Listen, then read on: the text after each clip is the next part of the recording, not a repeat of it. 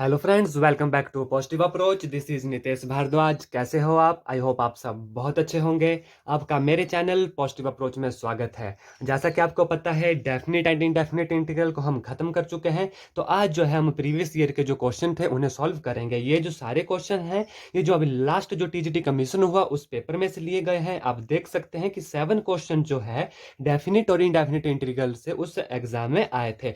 तो आइए जो है one by one in question को जो है हम शुरू करते हैं और देखते हैं कि ये कैसे सॉल्व होंगे।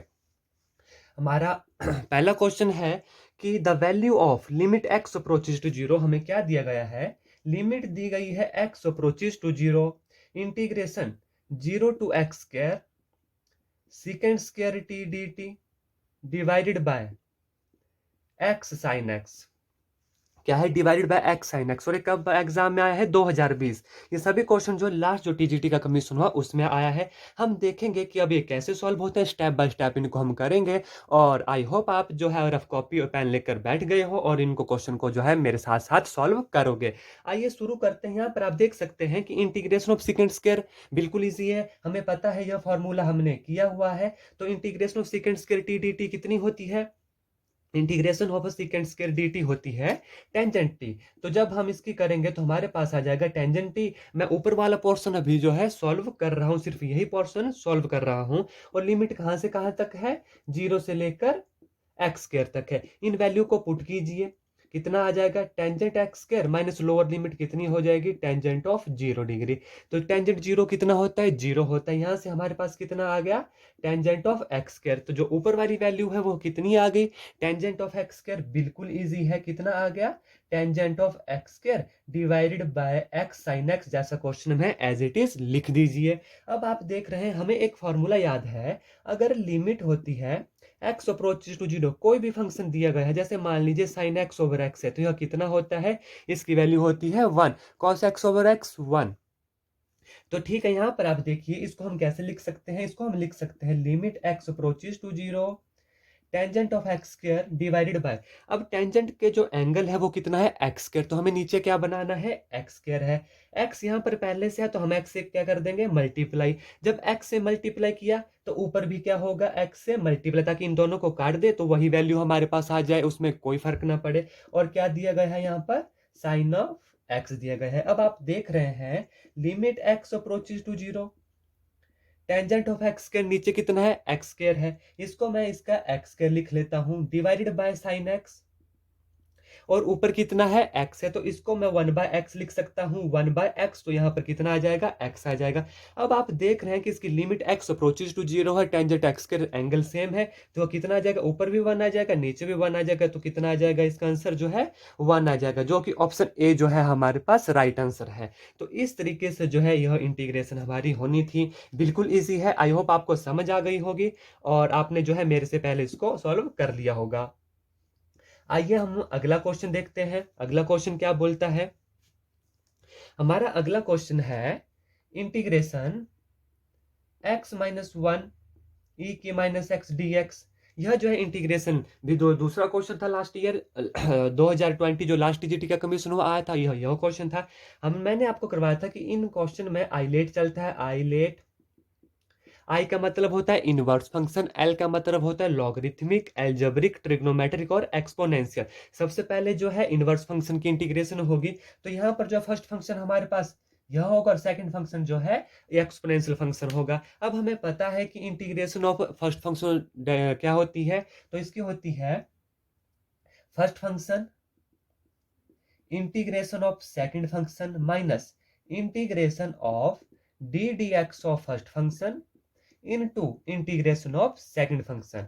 यहाँ जो है मैं आपको स्टेप बाय स्टेप करवा रहा हूँ, एग्जाम में आप फास्ट कर सकते हो, इसलिए मैं आपको धीरे धीरे करवा रहा हूँ ताकि आपको जो है अच्छे से समझ आ जाए। अब आगे देखिए x minus one integration of e की x कितनी होती है? हमें मालूम है e की माइनस एक्स डिवाइडेड बाय जो हो जाएगा -1 हो जाएगा, minus integration of D D x of x minus one कितनी होगी? x की 1 होगी, -1 की 0 होगी। और इंटीग्रेशन ऑफ e की माइनस एक्स कितनी आएगी? e की माइनस एक्स डिवाइडेड बाय कितना आएगा? -1 प्लस सी। सी आप जो है इंटीग्रेशन कांस्टेंट होता है, सी हर इंटीग्रेशन के बाद जो है आता है। अब यहाँ पर आप देखिए इस माइनस को मैं बाहर ले आता हूँ, minus of x minus one e की माइनस एक्स, माइनस माइनस क्या हो गया? प्लस हो गया इंटीग्रेशन ऑफ ई की माइनस एक्स, अगेन ई की minus x divided by -1 plus c which is equal to, अब इसको जो है हम ओपन कर लेते हैं, माइनस एक्स ई की minus x, minus minus plus हो गया, प्लस ई की माइनस एक्स, और यहाँ पर माइनस है ई की माइनस एक्स प्लस सी, इसके साथ ये कैंसिल हो गया, तो हमारे पास कितना आया, माइनस एक्स ई की माइनस एक्स प्लस सी जो है हमारा राइट आंसर है। बिल्कुल इजी क्वेश्चन था, बिल्कुल इजी है, बिल्कुल टाइम नहीं लगा। आई होप आपको अच्छे से समझ आ गया होगा। तो अब मैं इसको साफ करता हूं, आइए अगला क्वेश्चन देखते हैं। हमारे पास अगला क्वेश्चन दिया गया है, क्वेश्चन नंबर 3 जो है पिछले एग्जाम में आया था, integration -1 to 1 mod of x d x. अब आप देख सकते हैं यह क्वेश्चन जो है डेफिनेट इंटीग्रल में आया था। ऑप्शन ए है 0b1।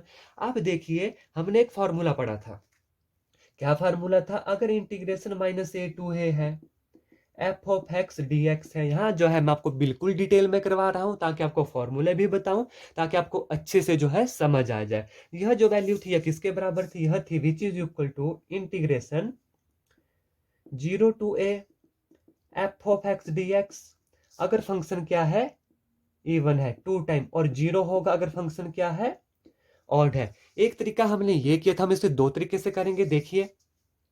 तो अगर हम उसको इस तरीके से करते हैं, फंक्शन मॉड ऑफ एक्स क्या है, मॉड ऑफ एक्स हमेशा जो है मॉड ऑफ एक्स क्या होगा, पॉजिटिव होगा, तो यह क्या है, इवन फंक्शन होगा।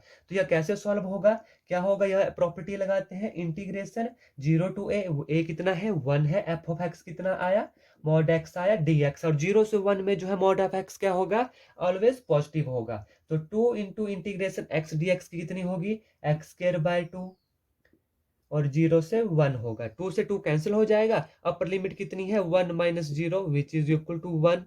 तो ऑप्शन बी जो है इसका राइट आंसर है, कितना आएगा, 1 आएगा। और दूसरे तरीके से आप देख सकते हैं इसी क्वेश्चन को कैसे कर सकते हैं, आप देखिए, अगर हम इस प्रॉपर्टी से नहीं करेंगे, देखिए दूसरा तरीका क्या है इस क्वेश्चन को, बस आपको क्वेश्चन जो है समझ आनी चाहिए, सॉल्व जो है अपने आप हो जाता है। अब मान लीजिए यह नंबर लाइन है, यह क्या है, 0, यह +1, और यह क्या है, -1, -1 0 और +1 जो है यहाँ पर वैल्यू है। अब आप देखिए मॉड ऑफ एक्स है, मॉड ऑफ एक्स क्या होगा, एक्स होगा अगर एक्स है लेस देन 0 होगा, और माफ कीजिएगा एक्स जो ग्रेटर देन 0 होगा, और माइनस एक्स है इफ एक्स जो है लेस देन 0 होगा। तो हम इसकी लिमिट को दो पार्ट्स में तोड़ सकते हैं, क्या क्या, -1 से लेकर 0। जब -1 से 0 होगा तो एक्स कितना होगा, -x dx plus integration 0 to 1, तो कितना होगा, x dx।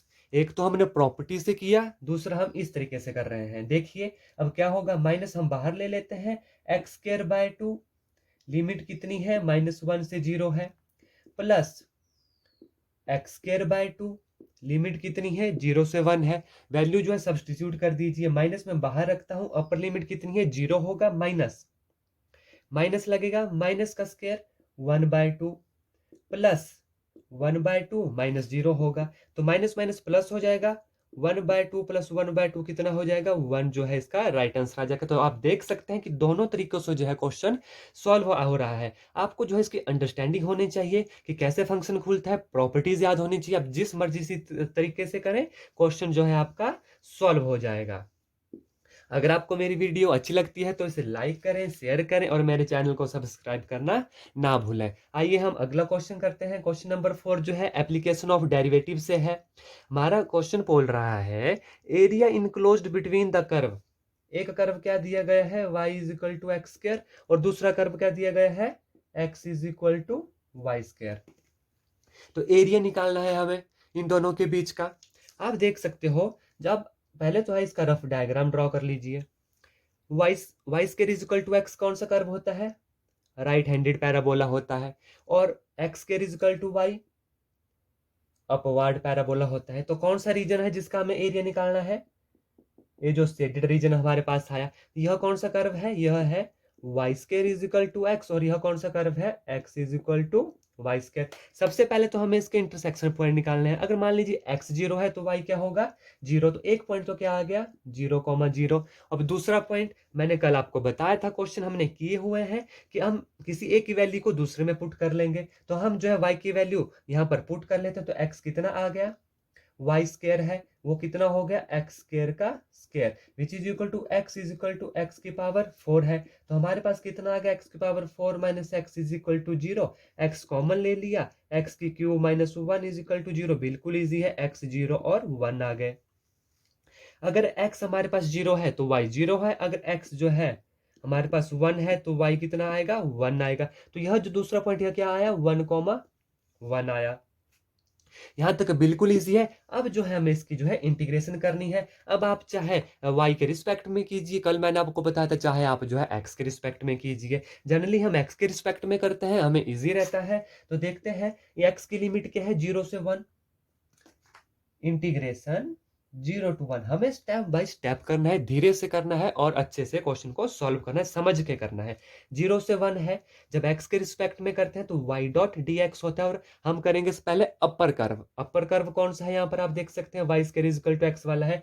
y square is equal to यह हमारा अपर कर्व है, यह जो है अपर कर्व है और यह हमारा लोअर कर्व है। तो upper curve y square is equal to x है तो y कितना आएगा अंडर रूट एक्स dx आएगा, minus lower curve integration 0 to 1।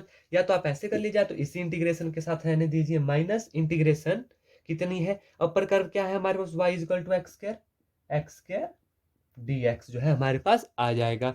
अब देखिए विच इज इक्वल टू, जब हम इसकी इंटीग्रेशन करेंगे x की पावर 3/2 डिवाइडेड बाय 3/2। ये 3/2 कैसे होता है देख लीजिए, अंडर रूट एक्स कितना होता है x की पावर 1/2। जब हम इसकी जो है इंटीग्रेशन करेंगे तो क्या आएगी x की power 1/2 plus 1 divided by 1/2 plus 1, जो कितना होता है 3/2 होता है, माइनस एक्स की केयर की कितनी हुई एक्स क्यूब बाय 3, लिमिट कितनी है 0 से लेकर 1 है। यहां तक बिल्कुल क्लियर है। आइए आगे चलते हैं। अब इसको मैं 2/3 लिख लेता हूं, अपर लिमिट 1 आ गई, माइनस 1/3 और 0 डालेंगे तब तो 0 हो जाएगा। हमारे पास आया 2/3 minus 1/3 which is equal to 1/3 जो है हमारा रिक्वायर्ड आंसर है। तो ऑप्शन बी जो है हमारा रिक्वायर्ड आंसर है। आई होप आपको जो है क्वेश्चन यहाँ तक अच्छे से समझ आ गए होंगे। आइए अब हम आगे चलते हैं, लेकिन फिर भी कोई आपको डाउट होता है तो आप मुझे कमेंट करके जरूर बताएं। हमारा अगला क्वेश्चन है integration 1 minus cos x into cosecant square x dx। ये सभी क्वेश्चन जो है 2020 में आए हैं, जो अभी लास्ट टीजीटी कमीशन हुआ था नॉन मेडिकल का, और आप देख सकते हो कि एक ही एग्जाम में इस टॉपिक से है 7 क्वेश्चन आए हुए हैं। कितने क्वेश्चन आए हैं 7 क्वेश्चन आए हैं। चलिए अब अगला क्वेश्चन है, क्वेश्चन नंबर कौन सा है ये 5। देखते हैं हमारे पास ऑप्शन दिए गए। कई बार जो क्वेश्चन आपको ऑप्शन के हिसाब से भी सॉल्व करना पड़ता है। तो देखिए यहाँ पर जो है एंगल हाफ में दिया गया है, पर आइए पहले जो है हम इसे सॉल्व करते हैं, हमें जहां तक आता है हम उतना सॉल्व करेंगे।